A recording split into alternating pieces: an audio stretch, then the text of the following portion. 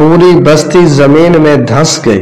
हमारे एक करीबी ताल्लुक वाले दोस्त हैं, उनकी कज़न के साथ एक अजीब वाक़या पेश आया। वो माशा अल्लाह जवान उम्र है, एक मेजर की बीवी है।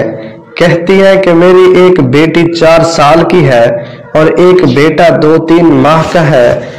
वो इसका मियाँ और दोनों बच्चे एक ही डबल बेड के ऊपर सो रहे थे। वो कहती है कि अचानक छोटा बच्चा हल्ला जुला और रोया जैसे उसे फीडर की जरूरत हो।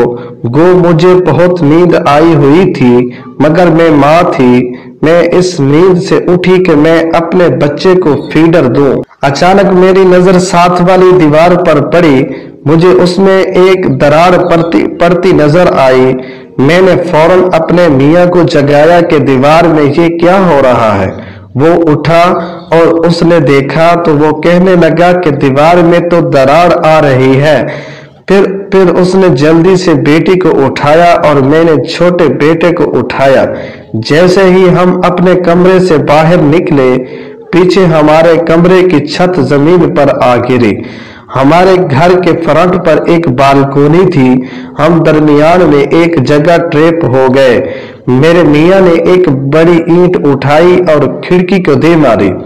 जैसे ही खिड़की टूटी तो उसने बाहर छलांग लगा दी और मुझे कहा कि जल्दी से मुझे बच्चे पकड़ाओ। मैंने खिड़की में से उसे बेटा पकड़ाया और उसने लेकर जमीन पर लिटा दिया। फिर बेटी को पकड़कर जमीन पर डाल दिया।